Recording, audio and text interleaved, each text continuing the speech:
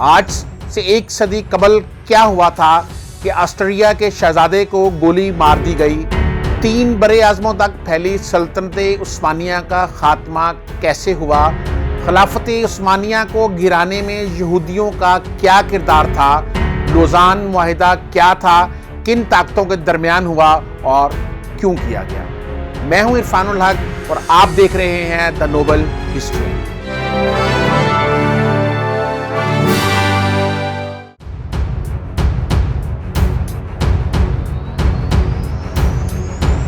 یہ بات ہے 28 جولائی 1914 کی، جب سربیا کے ایک باشندے نے آسٹریا کے ایک شہزادے کو گولی مار دی، اور یہ گولی اتفاقیہ نہیں تھی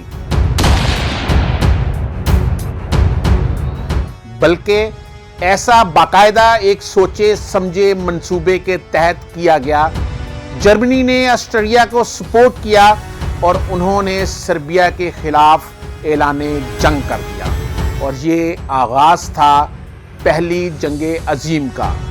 اس وقت دنیا کے ممالک 2 حصوں میں تقسیم ہو گئے تھے۔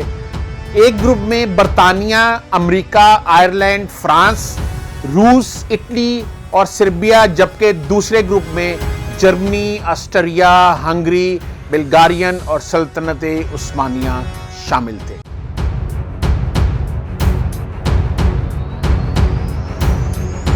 یہی وہ ممالک تھے جو اس جنگ میں سب سے زیادہ متاثر ہوئے۔ اس جنگ نے 20ویں صدی تک ہونے والی تمام جنگوں کے ریکارڈ توڑ دیے، اور صرف 10 سالوں میں جنگ کی وجہ سے 1 کروڑ 30 لاکھ لوگ مارے گئے، اور یہ دنیا کی پہلی جنگ تھی جو نہ صرف خشکی بلکہ سمندر اور ہوا میں بھی لڑی گئی۔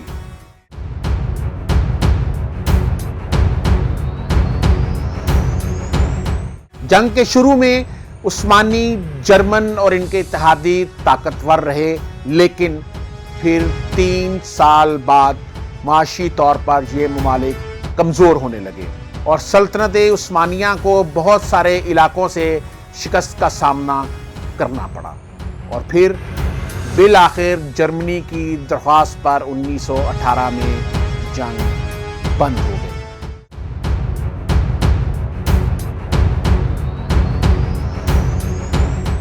10 اکتوبر 1920 میں سلطنت عثمانیہ اور اتحادی قوتوں کے درمیان ایک معاہدہ طے پایا، جسے معاہدہ سیورائے کہتے ہیں۔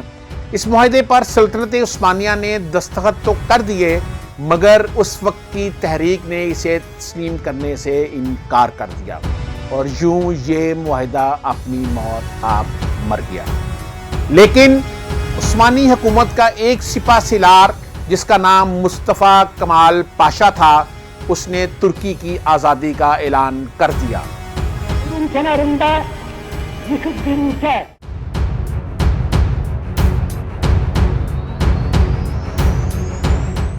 اس اعلان کے ساتھ ہی وسیع و عریض عظیم الشان سلطنت عثمانیہ کا سورج، جو کبھی نہیں ڈوبتا تھا، ہمیشہ ہمیشہ کے لیے ڈوب گیا۔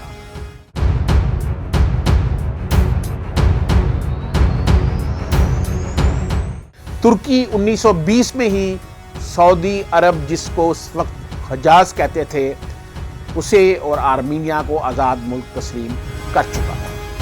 ترکی کے مخالفین اس پر پے در پے وار کر رہے تھے۔ مغربی اناطولیہ میں یونان کی افواج پیش قدمی کر رہی تھیں۔ مصطفیٰ کمال پاشا کی قیادت میں ترکی نے روس کی طرف دوستی کا ہاتھ بڑھایا اور یونان کو پیچھے ہٹنے پر مجبور کر دیا۔ مصطفیٰ کمال کی اس فتح کے ساتھ ہی جنگ عظیم اول کے اتحادی، جو ترکی کی بات نہیں سنتے تھے، دوبارہ سے مذاکرات کی دعوت دینے لگے۔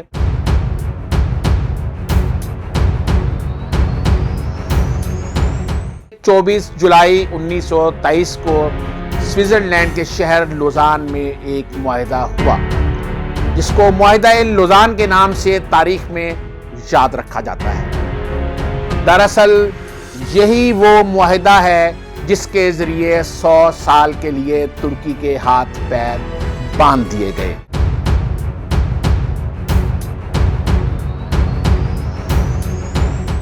उस वक्त सल्तनत उस्मानिया के आखिरी सुल्तान मोहम्मद वहीदुद्दीन और उसके हामियों ने इस मुआहदे को मानने से इनकार कर दिया, लेकिन उनके इस इनकार की अब कोई अहमियत ना थी।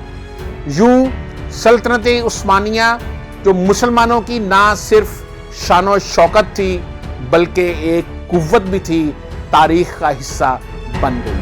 इसका शराजा बिखर गया और दुनिया के नक्शे पर मजीद 40 से ज़ायद ममालिक वजूद में आ गए।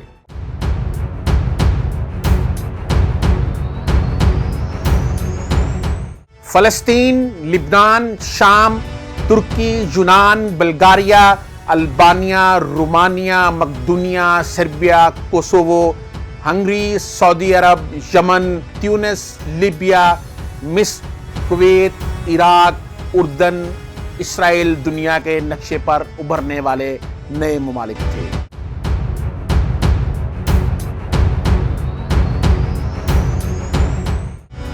अब हम आपको बताते हैं कि लुज़ान मुआहिदा क्या था। दरअसल ये एक ऐसा मुआहिदा था जिसने तुर्की के हाथ पैर बांध दिए। इस मुआहिदे के तहत तुर्की और इत्तेहादी फौजों के दरमियान ये तय पाया कि खिलाफत उस्मानिया का खात्मा कर दिया गया है और खिलाफत के ऊपर पाबंदी लगा दी।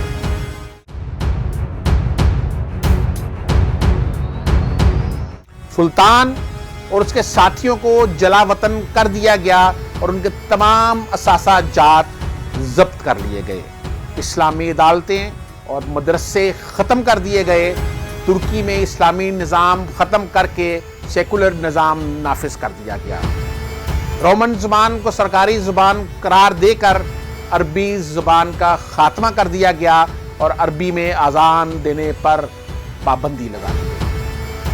तुर्की में हर तरह की मादनियात निकालने पर पाबंदी लगा दी गई और पेट्रोल के होते हुए भी तुर्की को पाबंद कर दिया गया कि वो पेट्रोल निकालने के लिए हर किस्म की ड्रिलिंग नहीं कर सकता।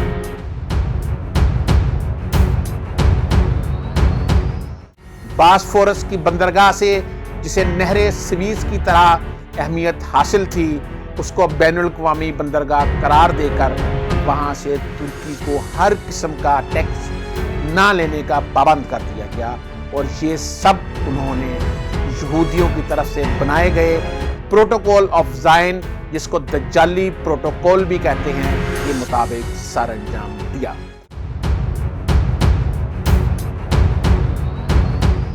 प्रोटोकॉल ऑफ ज़ाइन क्या है? तुर्की में रजब तैयब उर्दगान से पहले 3 बार हुकूमतें किसने ख़त्म की, 2023 में क्या होने वाला है और S-400 क्या है, ये हम आपको बताएंगे इस प्रोग्राम की अगली यानी दूसरी और आखिरी किस्त में। लेकिन अगर आपने अभी तक हमारा चैनल सब्सक्राइब नहीं किया तो इसको सब्सक्राइब कर लें। हम कोशिश करते हैं आपको तारीख की मुफीद मालूमात मिलती रहें और इस वीडियो को शेयर करने के साथ इस पर अपना कमेंट ज़रूर दीजिएगा, क्योंकि आपके कमेंट्स की रोशनी में हम अपनी आने वाली वीडियोस बेहतर अंदाज में आप तक पहुंचा सकें।